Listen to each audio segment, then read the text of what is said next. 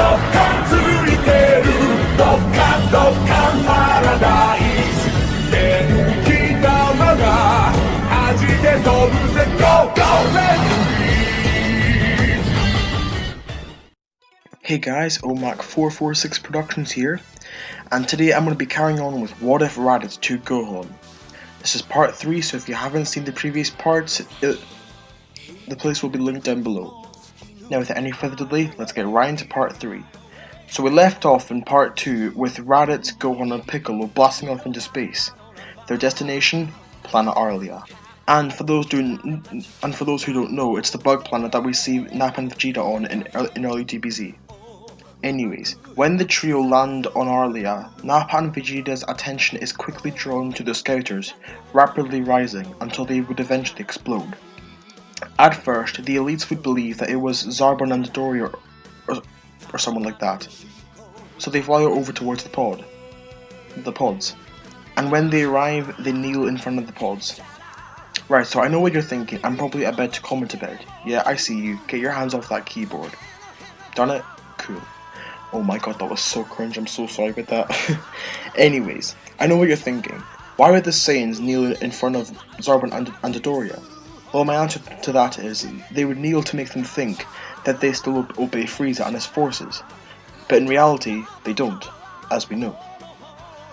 But when the pods open up, the prince and his attendants' jaws are on the floor in disbelief when they find out it's not Zarbon or Dodoria, but instead RADITZ, a strange Saiyan child, and a random Namekian.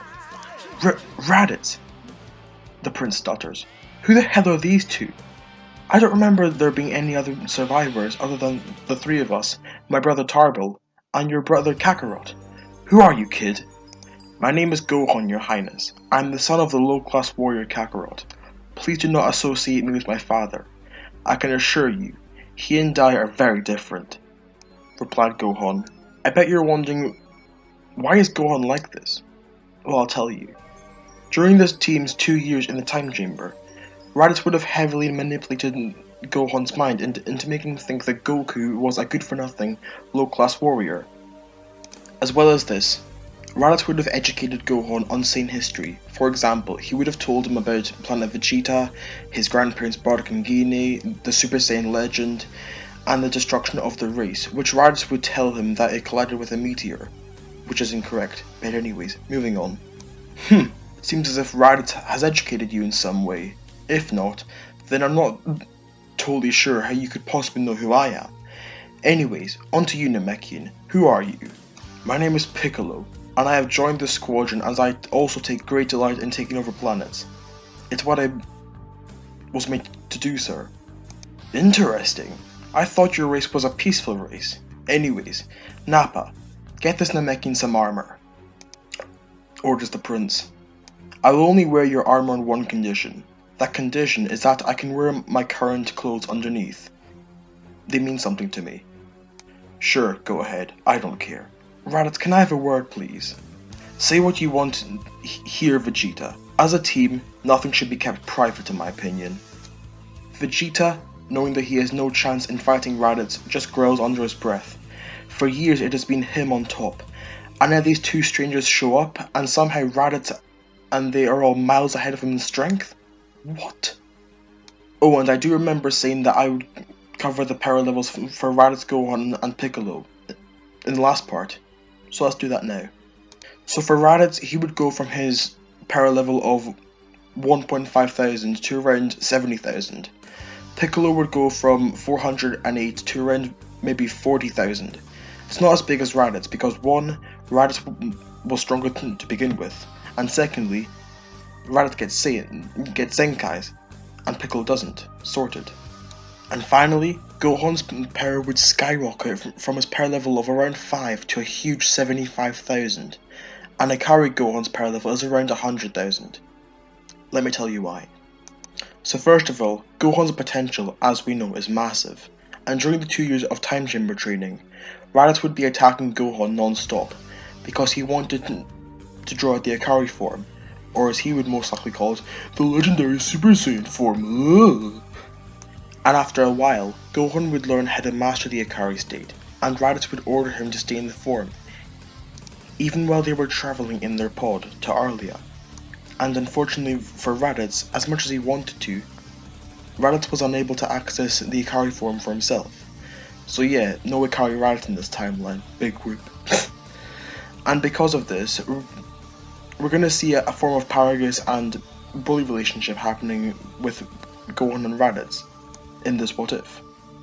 And what I mean by that is, Raditz would use Gohan for his power, even if he didn't want to fight.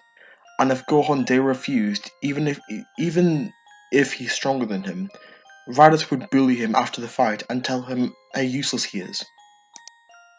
During the Saiyan team's time on Arlia, they would most likely train and just get to know each other as a team.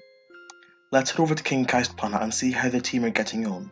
So far, Goku has learned the same techniques as he would in canon, but he would be able to use higher multiplications of Kaioken due to him having Kami and Krillin to train with him, who are both relatively similar in terms of strength to Goku. As for Krillin and the new youthful Kami, they both grow a considerable amount in power, as expected. As for the techniques they both learn, Krillin would have learned the Spirit Bomb and the Kaioken, but nowhere near as powerful as Goku. And as for Kami would learn the Kaioken and the Spirit Bomb. But on top of this, King Kai would tell Kami about Namek and the Namekians, because as far as I'm aware, Kami didn't know he was a Namekian in Dragon Ball and early Dragon Ball Z. Anyways, so Kami would be told about things such as Namekian fusion, Planet Namek, the different clans, etc. But as well as the training, King Kai would tell the group about Raditz, Piccolo and Gohan. Goku would be in great disbelief at how much his son has changed. He can't believe that he went from a peace-loving, caring little boy to an evil, menacing Saiyan. And the group would also be enraged to find out that the trio wiped out all life back on Earth, making Kami feel partly responsible for what happened. Goku's blood would boil with rage. All he can think about, all he wants to do is find and kill Raditz. Firstly, Raditz took his son, and while they were gone, killed everyone they knew and loved. But before we carry on, let's discuss the power levels. So in canon, as we know, Goku goes from a power level of 416 to around 8/9000. But in this timeline, because he's got other people to train with, and with the motivation of getting his son back, Goku would instead go from 416 to a huge 20,000. I know it's huge, but if you think about it, it'll make sense. Krillin would go from 206 to around 5,000, and Kami would go from 408, aka Piccolo's power level in the Raditz saga, to around 8,000. Goku would then ask King Kai if there was a way they can go to this Arlia planet instead of Earth. He wanted to confront and take down Raditz right now. King Kai replied saying that it is possible, but he's got a better idea. He suggested that they all go to a planet called Yardrat, as he remembers that they have many hidden techniques, which could prove useful in their battle against Raditz and the Saiyans, and Piccolo. And that is just what they do. Instead of going back to Earth, the team are sent to Yardrat to train for the all-out battle with the extended Saiyan squadron. What techniques will the Yardrats teach the trio? Will Raditz and his team be prepared for such a fight? Find out in part 4 of What If Raditz took Gohan. I hope you enjoyed this video. I tried to make it as long as possible as a sort of apology for the shortness of the previous video. I just didn't have that much time to script it, but I wanted to get it out as soon as possible. If you enjoyed this video, be sure to smash the like button and subscribe, as both massively help the channel's growth. As always, thank you all so much for watching and the recent huge support I've gotten these past few weeks.